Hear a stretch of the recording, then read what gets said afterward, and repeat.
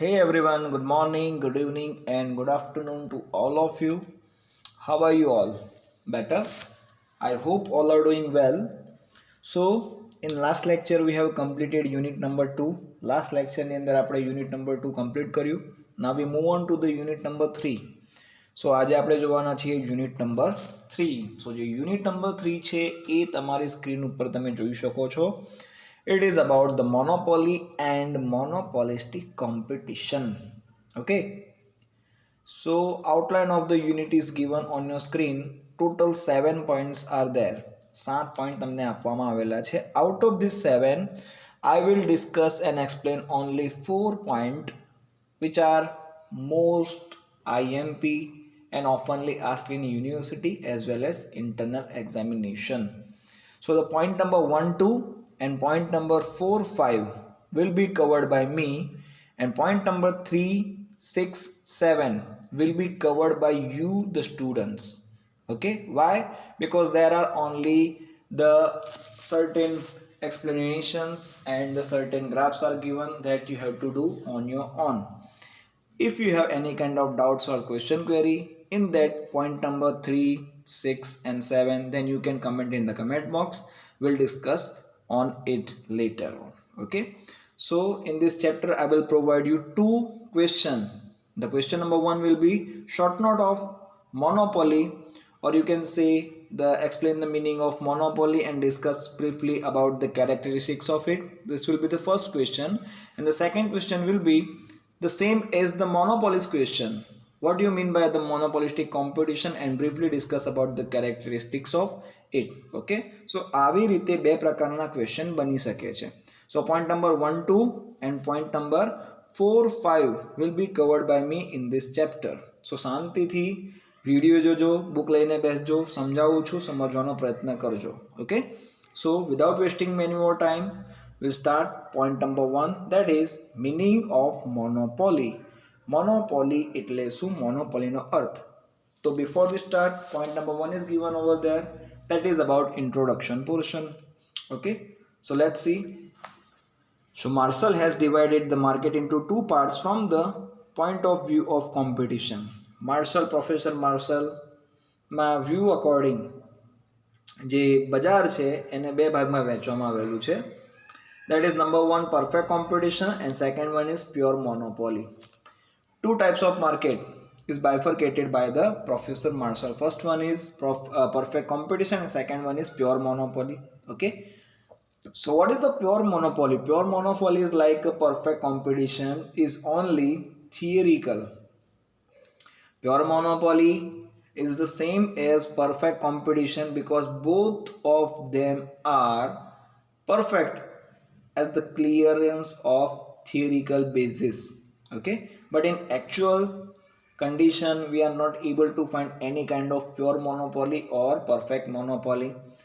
Then we have given the definition according to the Professor Chamberlain. So Professor Chamberlain says that even if the producer keeps any price, if he can get all the income of all the customers minus their savings, it will be known as a pure monopoly. So Chamberlain આપણને એવું કહે છે કે ઉત્પાદક વસ્તુની કિંમત એવી રાખે છે કે જેના કારણે જેટલા પણ કસ્ટમર્સ છે એમને પૂરેપૂરી આવક એટલે કે જે સેવિંગ્સ છે એને બાદ કરી નાખ્યા પછી જેટલી પણ આવક વધે છે એ પૂરેપૂરી ખર્ચી નાખે છે એ વસ્તુ લેવાની પાછળ.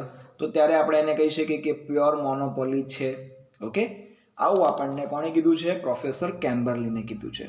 So there are two conditions for the pure monopoly, and a pure monopoly માટે two conditions fulfill થવી necessary છે. And number 1 is the commodity that producer should have neither close nor remote substitute. એટલે કે જે પણ વસ્તુનું ઉત્પાદનની પ્રક્રિયા દ્વારા આગળ વધારવામાં આવે છે એની નજીકની અથવા એના જેવી વસ્તુ બજારમાં અવેલેબલ ન હોય. Okay, and number 2, the producer must be producing all the commodity required by the customer. અથવા તો ઉત્પાદક એવી વસ્તુનું ઉત્પાદન કરતો હોવો જોઈએ કે જે ગ્રાહકને રેગ્યુલર યુઝમાં દરેકે દરેક વસ્તુ લેતો હોય. Okay, so according to professor Sraffa calls conditions absolute monopoly, અને પ્રોફેસર સ્નાફા આવી વસ્તુને અને આવી કન્ડિશન્સને એબ્સોલ્યુટ મોનોપોલી તરીકે ઓળખાવે છે. Okay, so this is all about your point number 1. that is introduction. Now we move on to the point number 2, that is the meaning of monopoly. So in that, in fact, when we use the word monopoly, we means the limited monopoly. જ્યારે આપણે શબ્દ monopoly વાપરીએ છીએ તેનો મતલબ આપણે શું કરીએ છીએ? લિમિટેડ મોનોપોલીનો અર્થ સમજીએ છીએ. તો limited monopoly has been defined by the some economist as follow. અને જુદી જુદી ડેફિનેશન આપણને મોનોપોલીની આપવામાં આવેલી છે. So in that according to professor Leftwich દ્વારા આપેલી વ્યાખ્યા મુજબ, monopoly is such a market condition where there are no close substitute available for the goods produced by the firm. Monopoly એ બજારની એક એવી પરિસ્થિતિ છે કે જ્યાં જે પણ વસ્તુ બજારમાં છે એની અવેજીની કે પછી એના નજીકની વસ્તુનું ઉત્પાદન કરનાર કોઈ પણ કંપની કે ઉત્પાદક અવેલેબલ નથી. And as close substitute are not available, અને નજીકની કોઈ પણ વસ્તુ અવેલેબલ ન હોવાના કારણે changes in the sales or price of other firm do not make impact on the sales or the price of monopolist. અને બજારમાં તમારું કોઈ કોમ્પિટિટર જ નથી, તમારી જેવી નજીકની વસ્તુ બનાવનાર પણ કોઈ નથી, તો એમની દ્વારા જે પહેલા કિંમતમાં વધારો ઘટાડો કરવાની સ્ટ્રેટેજી બનતી હતી એ હવે તમને જોવા મળશે નહીં, જેના કારણે મોનોપોલિસ્ટ પોતાની સેલ્સ અને પ્રાઇસ પોતાના અકોર્ડિંગ મેન્ટેન કરી શકે છે. ઓકે, ઇઝી છે. નેક્સ્ટ પેજ ઉપર આગળ વધીએ. સો હવે તમને આપવામાં આવેલી છે બીજી પણ ડેફિનેશન છે on the same page number 59 ઉપર. બટ જે ઇમ્પોર્ટન્ટ હતી એ મેં તમને સમજાવી, that is according to professor Leftwich. બીજી પણ તમને 4 વ્યાખ્યાઓ આપવામાં આવેલી છે, but you don't need to go for all. બધી જ વસ્તુઓ કરવાની તમારે જરૂર નથી. જેટલી હું સમજાવવાનો પ્રયત્ન કરું છું એટલી સમજશો તો પણ તમારા માટે ઇનફ છે. And if you have any extra time then you can go for it. જો તમારી પાસે વધારે પડતો સમય હોય અને તમને લાગે કે ના તમે હજુ પણ કરી શકો છો, then you can go for it. તો તમે એના માટે આગળ જોઈ શકો છો ચોપડીની અંદર પેજ નંબર 59 ઉપર. Now we move on to the point number 3. As you can see on your screen તમને આપેલું છે ટાઈપ્સ ઓફ ધ મોનોપોલી. ખાસ ધ્યાન આપજો, ટાઈપ્સ ઓફ મોનોપોલીમાં ઘણી વખત યુનિવર્સિટી એક્ઝામે ટાઈપ્સ ઓફ મોનોપોલીમાંથી ક્વેશ્ચન્સ પૂછેલા છે. Okay, so the types R given from the different kinds of view points. યાદ રાખજો, મોનોપોલી જુદા જુદા વ્યૂ પોઈન્ટ્સથી તમને આપવામાં આવેલી છે. સો એ is according to from the viewpoint of causes. From the viewpoint of causes, there are 2 types of monopoly. First one is natural and second one is man-made. So what is natural monopoly? So natural monopoly is nothing but it will take place just because of the nature. Okay, આપેલું છે આપણને, if the country gets monopoly due to the natural reasons, it is called natural monopoly. Okay, for example, in the past India's monopoly regarding the jute, જેમ કે ઇન્ડિયાની અંદર monopoly હતી કોના માટે? શણની બાબતે. ઓકે, જે કેવી હતી? નેચરલ હતી, કારણ કે ઇન્ડિયાની અંદર શણનું ઉત્પાદન એ નેચરલ રીતે થાય છે. Okay, number 2 is main made monopoly. તો હવે જે પણ મોનોપોલી છે, જે ઇજારો છે, એની અંદર કોનો હાથ છે? માણસોનો હાથ છે. એટલા માટે આપણે શું કહીશું?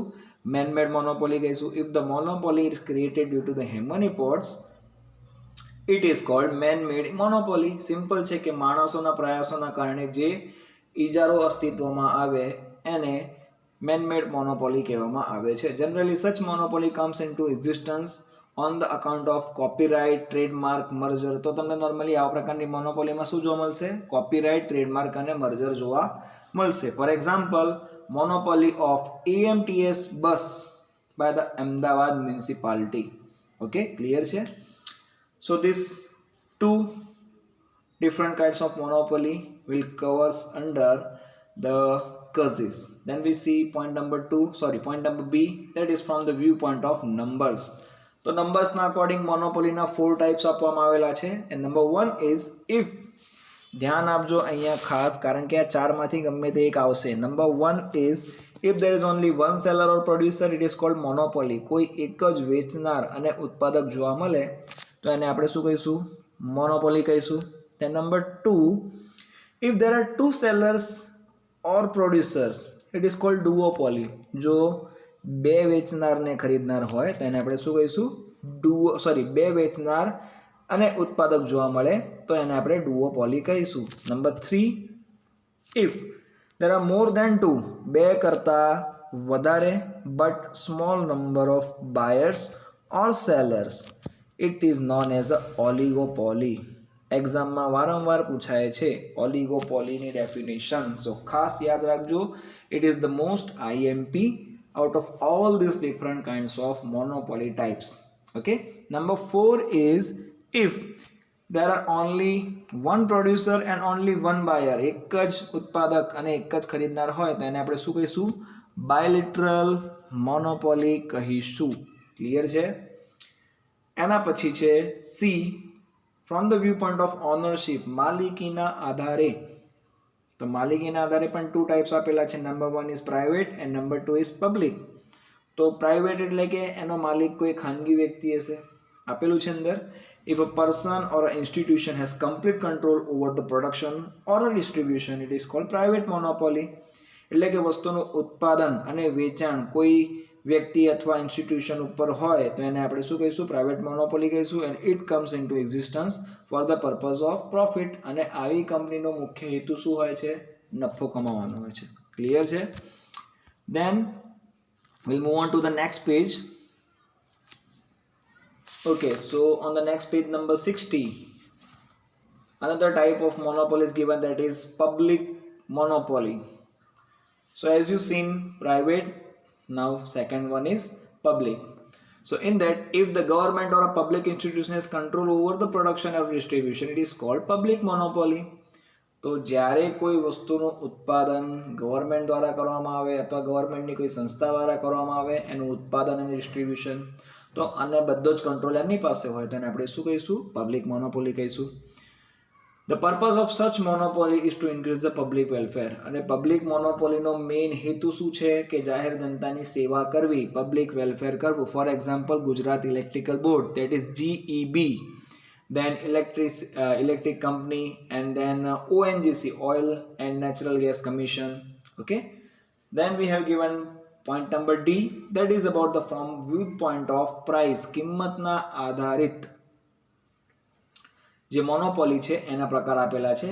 So there are two types according to viewpoint of price. Number 1 is simple monopoly and another one is discriminating monopoly. Okay, તો simple monopoly તમે બધા ઓળખો છો. If a seller or a producer charges equal price from all the customer, it is called simple monopoly. કોઈ ઉત્પાદક અથવા કોઈ વેચનાર દરેકે દરેક ગ્રાહક પાસેથી એક સરખી કિંમત વસૂલ કરતો હોય તો એને આપણે સિમ્પલ મોનોપોલી કહીશું. For example, Indian post and telegram department, not past, printing mistake છે, ધ્યાન આપજો, ઇન્ડિયન પોસ્ટ છે. ઓકે, જે અહીંયા તમને પાસ્ટ જોવા મળે છે, પાસ્ટ નથી, it is actually POST, Indian post and telegram department. Okay, clear છે? અમુક વસ્તુ પ્રિન્ટિંગ મિસ્ટેક છે, સુધારી નાખજો. Then we have given point number 2, that is the discrimination monopoly. So in that, if the seller or a producer charges price differently from the different customer, it is called discriminating monopoly. જ્યારે ઉત્પાદક કે વેચનાર જુદા જુદા ગ્રાહકો પાસેથી same વસ્તુ માટે, એક જેવી વસ્તુ માટે જુદી જુદી કિંમત વસૂલ કરતો હોય તો એને આપણે ડિસ્ક્રિમિનેટિંગ મોનોપોલી કહીશું. Okay, for example, electricity board charges, not changes, અહીંયા પણ પ્રિન્ટિંગ મિસ્ટેક છે, ધ્યાન આપજો, ચેન્જીસ નહીં આવે, ચાર્જીસ આવશે. Electricity board charges less from the farmer and more from the others. એટલે કે જે ઇલેક્ટ્રિસિટી બોર્ડવાળા છે એ ખેડૂતો પાસેથી ઓછું લાઇટ બિલ વસૂલ કરે છે, જ્યારે અન્ય લોકો પાસેથી વધારે લાઇટ બિલ વસૂલ કરતા જોવા મળે છે. Okay, then E, from the view point of possibility of competition, કોમ્પિટિશનની શક્યતાના આધારે મોનોપોલીના બે પ્રકાર છે. Number 1 is fearless monopoly and another one is fearful monopoly. તો ફિયરલેસ એટલે કે તમે કોઈનાથી ડરતા નથી. As you want, you can keep the price high. As you want, you can reduce the price. Okay, આપેલું છે, if there is no fear of the government interference or the entry of the new rivals or the reaction of two customer, it is called fearless monopoly. જ્યારે તમને સરકારનો કે પછી કોઈ નવી company અસ્તિત્વમાં આવશે એમનો કે પછી કોઈ પણ પાર્ટીનો કોઈ પણ જાતની બીક ન હોય અને તમે તમારો ધંધો ચલાવશો તો એને કહેવામાં આવશે fearless monopoly. In such circumstances, monopolist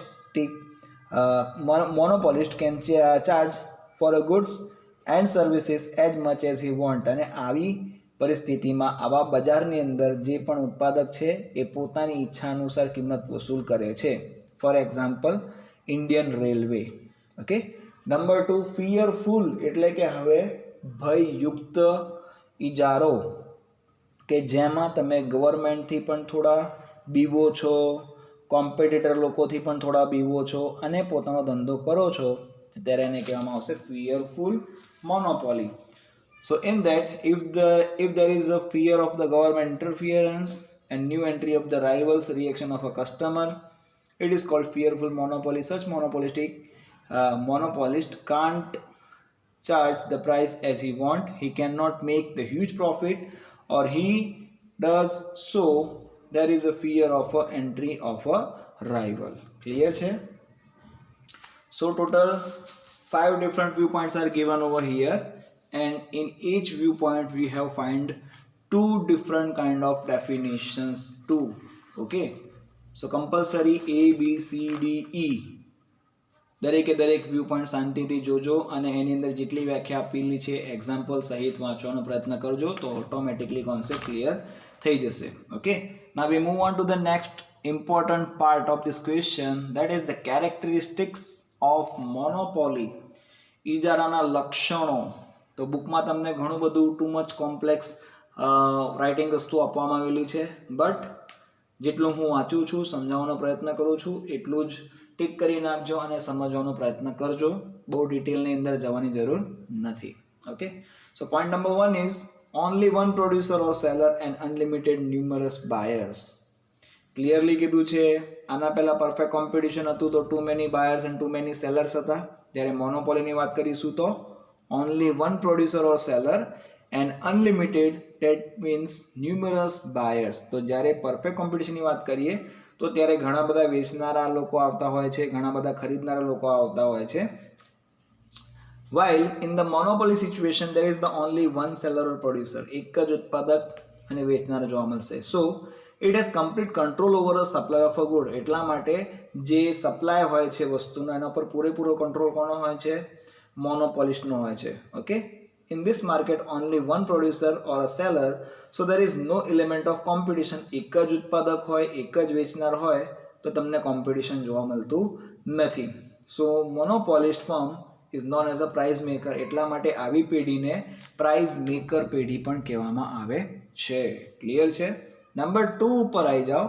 absence of the substitute commodity or you can say goods. એટલે કે અવેજી વસ્તુનો અભાવ જોવા મળશે અથવા નજીકની વસ્તુ તમને જોવા મળશે નહીં. સો ઇન દેટ આપણને આપેલું છે there is a absence of a goods or a no close substitute of a goods is available in the market which is produced by the monopolist. If there is a no substitute at all, it can be called pure monopoly. અને જો નજીકની એક પણ વસ્તુ available ન હોય તો તમે એને શુદ્ધ ઇજારો એટલે કે પ્યોર મોનોપોલી કહી શકો છો, which is almost non existence, કે જે ખરેખરમાં તમને અસ્તિત્વમાં જોવા મળતી નથી. Usually some distance substitutes are available. અને સામાન્ય રીતે તમને નજીકના નહીં પણ દૂરના અવેજી વસ્તુ જોવા મળે છે. For example, there is a monopoly over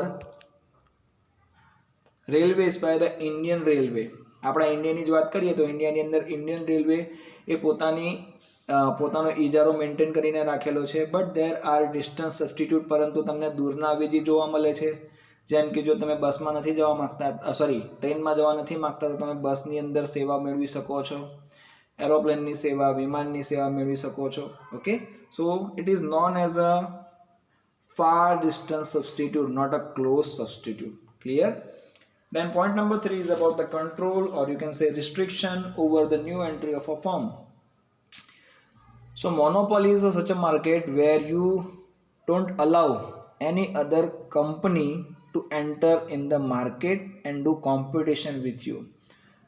monopoly એક એવા પ્રકારનું બજાર છે કે જે બજારમાં બીજી કોઈ પણ પેઢીને અસ્તિત્વમાં આવવા દેતી નથી.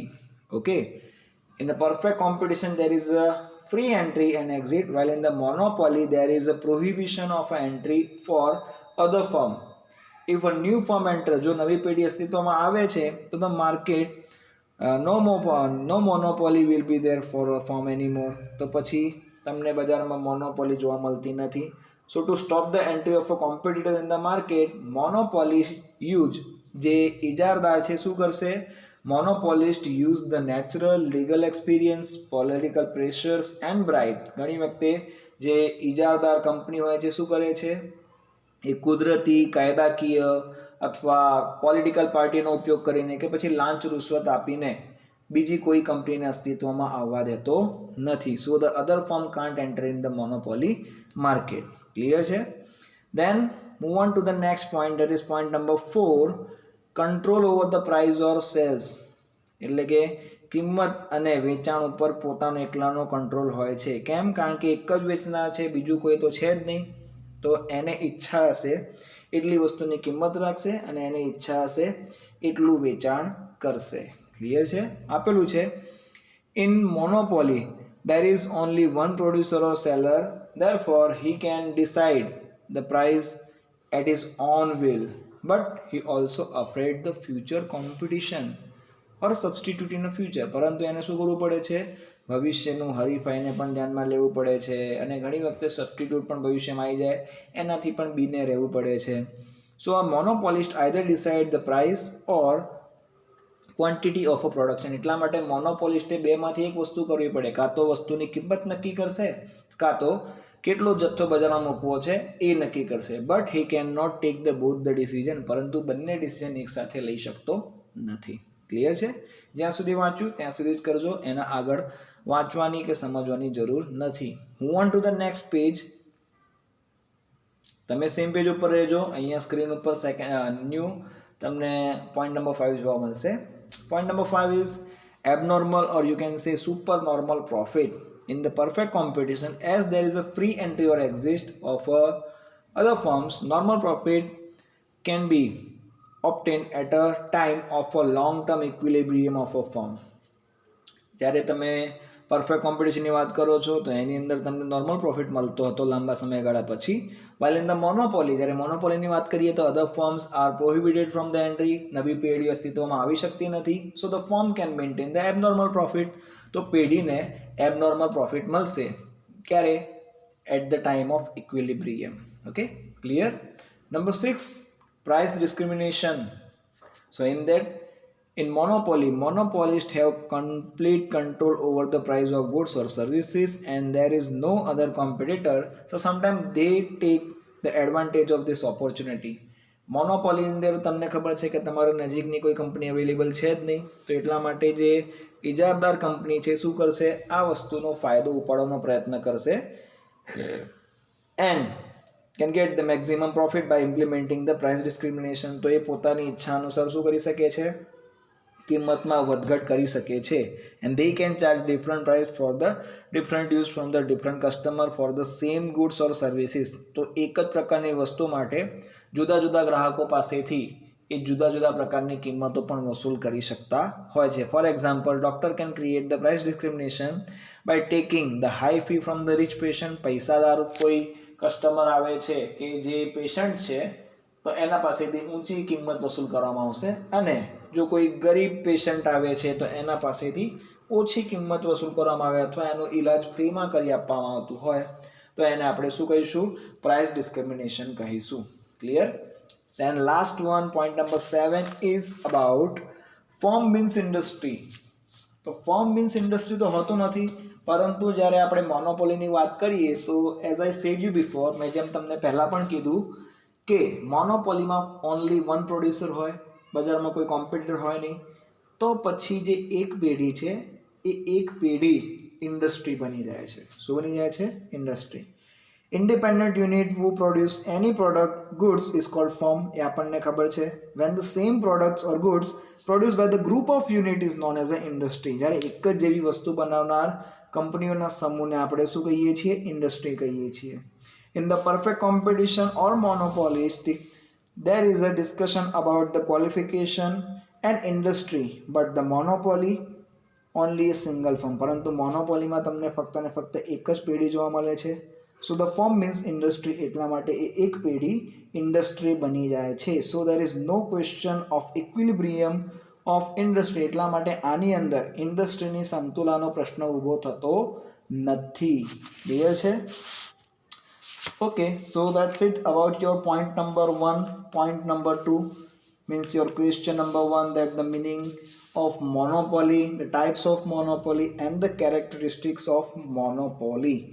તો ત્રણે ત્રણ વસ્તુ તમારા પોઈન્ટ નંબર 1, 2 અને 2 ની અંદર કમ્પ્લીટ થઈ જાય છે. ઓકે, સો અહીંયા તમારો પ્રશ્ન નંબર 1 પૂરો થયો. સો question number 1 is completed over here.